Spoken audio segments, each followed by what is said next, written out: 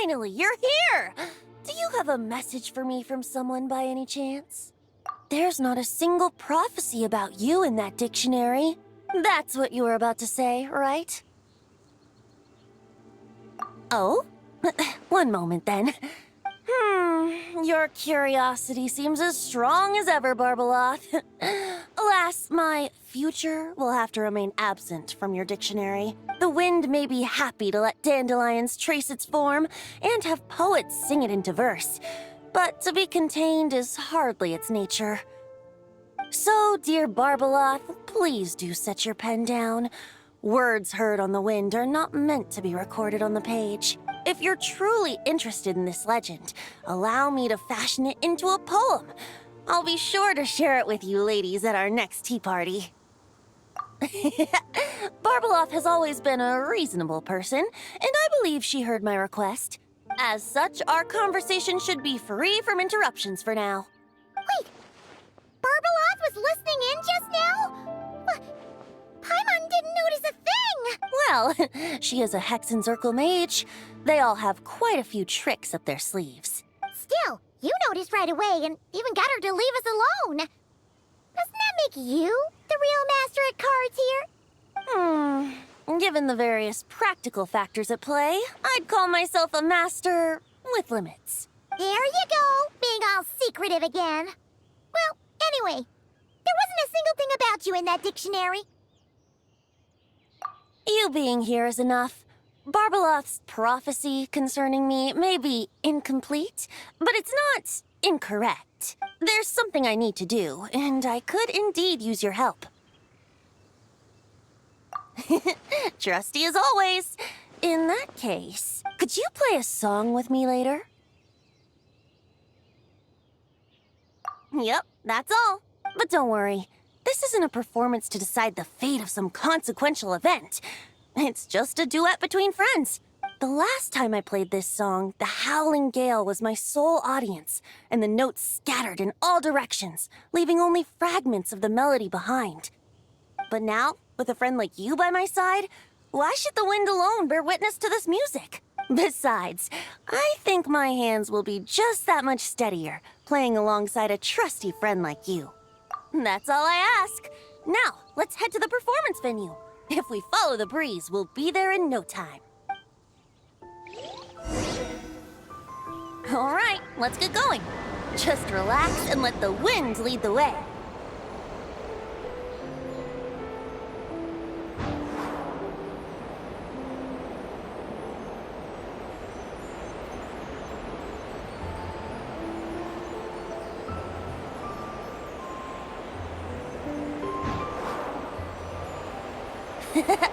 No need to hold your breath.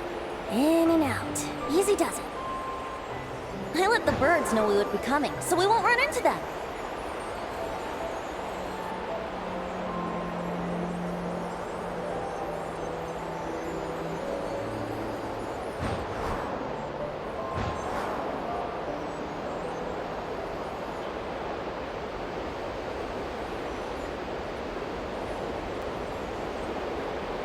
Don't worry, it's just a little ocean spray.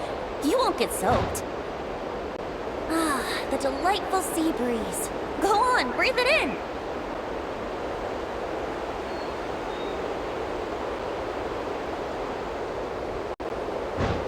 We're almost there.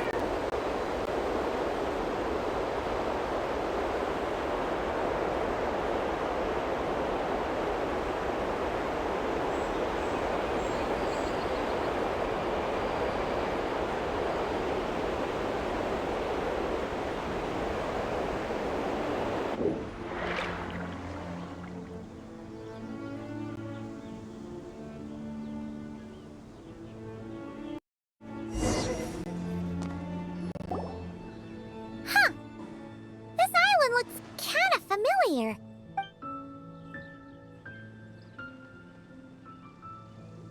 Not always. It was once an isle like any other. An ordinary, unassuming aggregation of sand and gravel. That is, until seeds of stories were brought here by the wind and cultivated by time. And in due course, the wind brought forth new tales, and time caused them to grow into legends. So with that, allow me to welcome you in truth to this island favored by time, traveler. This is the place where time and wind met in the distant past. Whoa. You suddenly sound so serious, Tone Deaf Bard. Paimon's not sure she's following this conversation anymore either. Fret not, dear Paimon. The best stories always start with a bit of suspense and intrigue. I told you about this before, remember?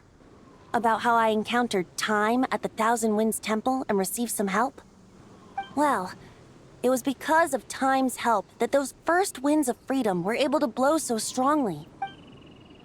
But forceful gales like that are most suited to wiping things clean, not helping things grow. So, after a few crises in Mondstadt were resolved, I made the winds gentler. Just strong enough to bolster the people in times of need without knocking them off their feet. Shadows gather in the distance. I'm sure you felt it too. I've heard about the Pyro Archon's face-off with the ruler of death, Renova, and what happened to the Fatui Harbinger, the captain. And that's not even mentioning how abyssal activity has been encroaching closer and closer to Mondstadt. I fear the impending crisis may be beyond what humans alone can solve. In light of that, I need to be prepared. It is the Animo Archon's duty to intervene in times of need. As such, I, Barbados, will bring forth a wind strong enough to disperse whatever storm lies ahead. But if I whip up a gale of such strength in Mondstadt City, it would just turn the place upside down. Clothes, hats, the flowers that rest on people's balconies. That's why I chose to do it here. The place where I once offered an ode to time. Who knows? Perhaps time shows this island special favor precisely on account of my lovely, lovely music. Wait, so is this place really that special? It sure doesn't look like it. There's a tide that ebbs and flows, and a bunch of birds that come and go. It just seems normal. Time's impact on things isn't limited to what the eye can see. Think of it like a ripe sunsetia. If the outer peel remains intact, it's nearly impossible for the average person to tell whether the fruit inside is ripe. But even the tiniest hole in said peel will cause the fruit to rot, starting from that spot. Nestled in the hands of time, not one blemish marks this island's peel. Thus, time's influence on its very essence remains hidden to all. At the most fundamental level, of course, all things that lack time's favor will be erased at some point. But with the power that remains here, I can leverage time to draw a boundary around the wind. That way, the outside world won't notice a thing, no matter how powerful of a gale I whip up here. Of course, as the one requesting help, I should offer something in return. That's why I invited you here, traveler, so we could perform an ode to time together. Just let me know when you're ready. Oh, and I can lend you an instrument if you need one. Great.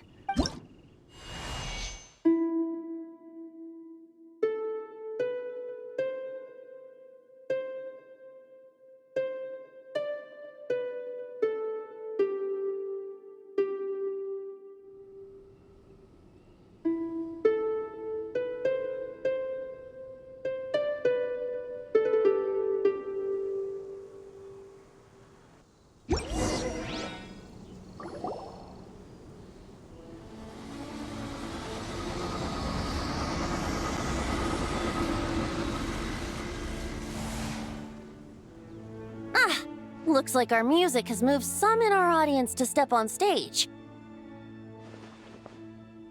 But that's against concert rules, so let's usher them out. I understand your love for music, of course. But for now, I'm going to have you leave the premises.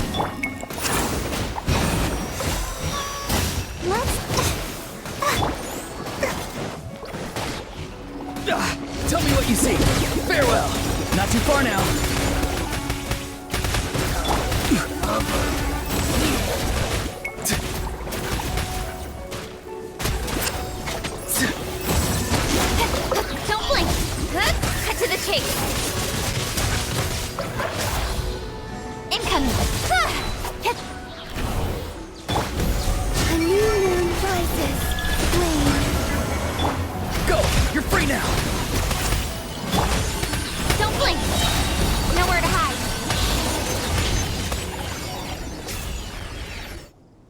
All right, that should do it. That was an exquisite performance, Traveler. Thank you. Ah, don't worry. That power was mine and mine alone. No external help was involved. Think of it like tuning a musical instrument so that it might play melodies lovelier still. Ha! So you do have some tricks up your sleeve. What else are you hiding, huh? Oh, Paimon, how many tricks could I possibly have? I only have 2 sleeves, after all.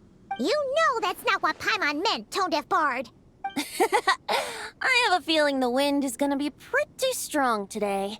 We should head back to Mondstadt and tell people to hold on to their hats.